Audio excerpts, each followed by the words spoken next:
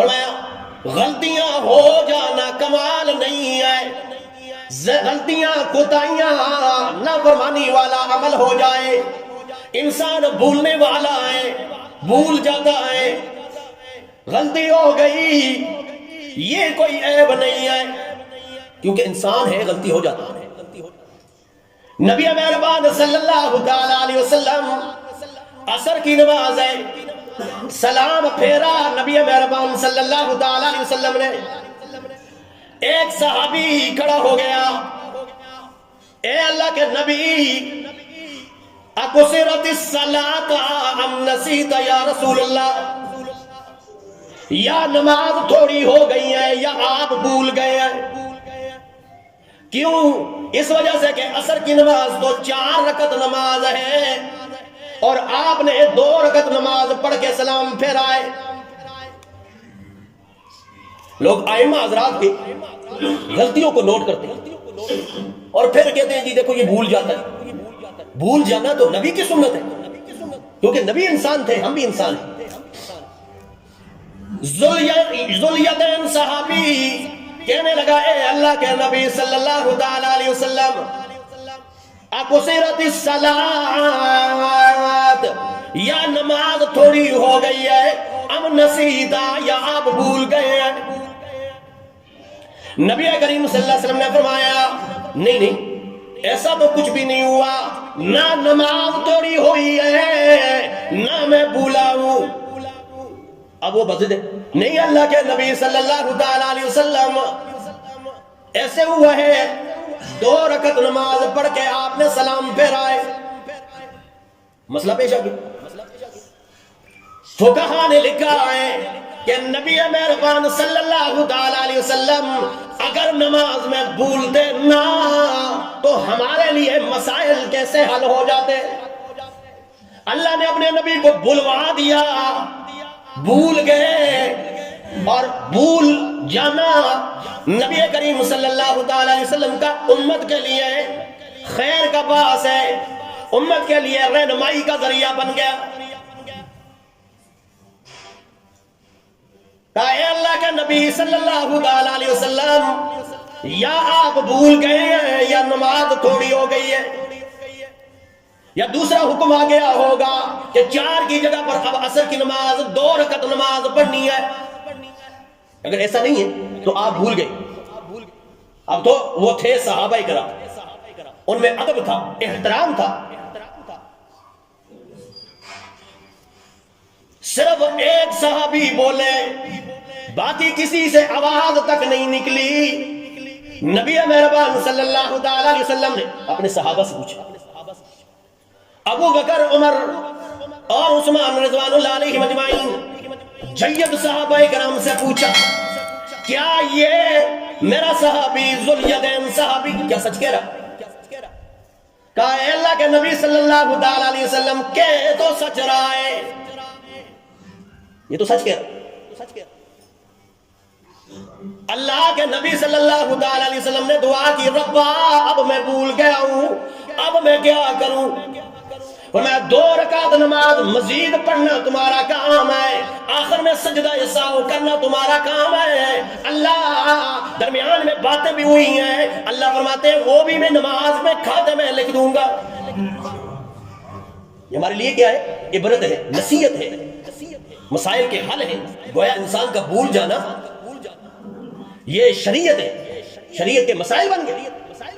تو غلطی ہو گئی، انسان سے غلطی ہو جانا یہ عیب نہیں ہے، بلکہ اپنی غلطیوں کو سنوارنے کی کوشش کرو، حل کرنے کی کوشش کرو نا۔ فرمایا ثلاث کفارات، نبی مہربان صلی اللہ تعالی علیہ وسلم نے فرمایا تم سے غلطی ہو گئی، تم سے گناہ والا عمل ہو گیا، تم سے کوئی نافرمانی والا عمل ہو گیا، تو 3 چیزیں اختیار کرنا تمہارا کام ہے۔ تمہاری غلطیوں کو اللہ کریم معاف کر دے گا، نیکیوں میں تبدیل کر دے گا۔ کون کون سی چیزیں ہیں؟ فرمایا فَأَمَّا الْكَفَّارَاتُ،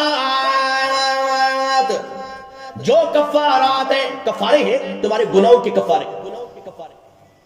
فرمایا فَإِسْبَاغُ الْوُضُوءِ فِي الصَّبْرَاتِ، سخت سردی کے موسم کے اندر نماز کے لیے وضو کرنے والا، کامل وضو کرنے والا، صحیح وضو کرنے والا، سردیوں کے موسم. آج کا دور آپ دیکھیں اس میں تو کتنی سہولیات ہیں، گرم پانی میسر ہوتا ہے، لیکن اس دور میں گرم پانی میسر نہیں ہوا کرتا. اور رسول اللہ صلی اللہ علیہ وسلم نے اس دور کی بات کی ہے کہ جس دور میں یہ مشکلات تھی، یا اگر اس دور میں بھی اگر اس حدیث کو منطبق کیا جائے تو ہو سکتا ہے، کیونکہ کامل وضو کرنا بڑا مشکل ہوتا ہے. کامل وضو سے مراد کیا ہے؟ ہر اعضاء کو 3 مرتبہ دھونا اور بڑے ہی سنتوں کا، مستحبات کا خیال کر کے شرائط کے ساتھ وضو کرنا کہ وضو کے اندر مکروہات سے پرہیز کیا جائے اور سنتوں پہ عمل کیا جائے، فرائض کے ساتھ ساتھ مستحبات پر بھی عمل کیا جائے. اسے کہتے ہیں کامل وضو، بہترین وضو، احسن وضو. اور تمام عبادات کی شرط ہے طہارت. اہل قباء رسول اللہ صلی اللہ علیہ وسلم کا بڑا احترام کیا کرتے اس وجہ سے کہ یہ احسن وضو کرتے ہیں، احسن طہارت کرتے ہیں، کہ ڈیلوں کے ساتھ بھی یہ استنجا کرتے ہیں اور ساتھ پانی کے ساتھ بھی طہارت کرتے ہیں. پہلے دور کے اندر یہ میسر نہیں ہوا کرتی تھی جو آج کے دور کے اندر سہولیات ہیں. ہمارے اہل قباء طہارت کا خاص خیال رکھتے ہیں اور عبادت کا مغز ہے طہارت، لب لباب ہے. تو فرمایا پہلی شرط یہ ہے فَإِسْبَاغُ الْوُضُوءِ فِي الصَّبْرَاتِ، سردی کے سخت موسم کے اندر کامل وضو کرنے والا آدمی جب وضو کرتا ہے اللہ اس کے گناہوں کو معاف کر دیتا ہے، اس کے گناہوں کا کفارہ ہوتا ہے. اور نمبر 2 کہ وہ انتظار الصلاۃ بعد الصلاۃ، ایک نماز کی انتظار، نماز پڑھنے کے بعد دوسری نماز کا انتظار کرنے والا آدمی. نبی مہربان صلی اللہ علیہ وسلم کی حدیث مبارکہ فرمایا ایک نماز پڑھتا ہے، دوسری نماز جب پڑھتا ہے درمیان میں اللہ اس کی کوتاہیوں کو، غلطیوں کو معاف فرما دیتا ہے. حضرت علی رضی اللہ تعالیٰ عنہ سے سوال کیا گیا، یہ بتلائیے ہماری عبادات کیسے اللہ کے ہاں قبول ہے؟ کسی کو پتا نہیں ہے میری عبادت اللہ کے ہاں قبول ہے یا نہیں. یہ تو اللہ نے مخفی رکھا. حضرت علی رضی اللہ تعالیٰ عنہ سے سوال کیا گیا کیسے پتا چلے گا کہ میری عبادت اللہ کے ہاں مقبول ہو گئی ہے، قبول ہو گئی ہے؟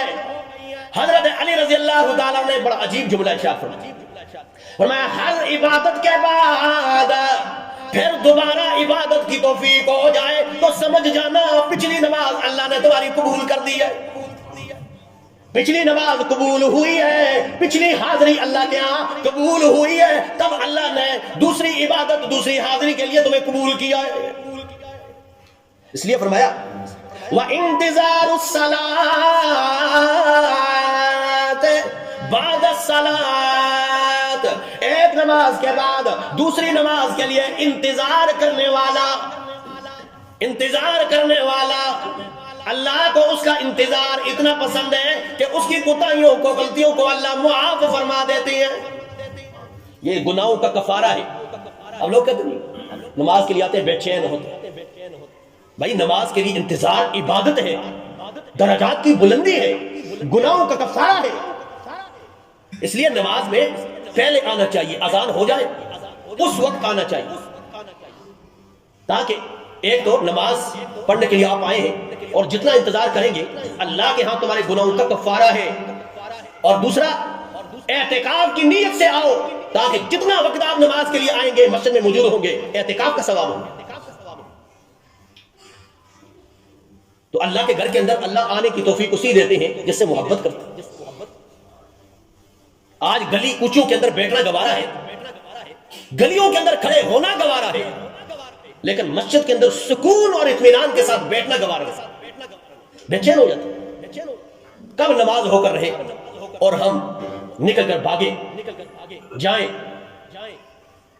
جس طرح نبی مہربان صلی اللہ تعالی علیہ وسلم کی حدیث مبارکہ کہ اللہ کے پیغمبر صلی اللہ علیہ وسلم نے فرمایا کہ المنافق فی المسجد کالطیر فی الکفل. منافق آدمی مسجد کے اندر ایسے ہے جیسے پرندہ ہے. پرندہ کفل کے اندر موجود ہے, قید خانے میں موجود ہے, پنجرے کے اندر موجود ہے.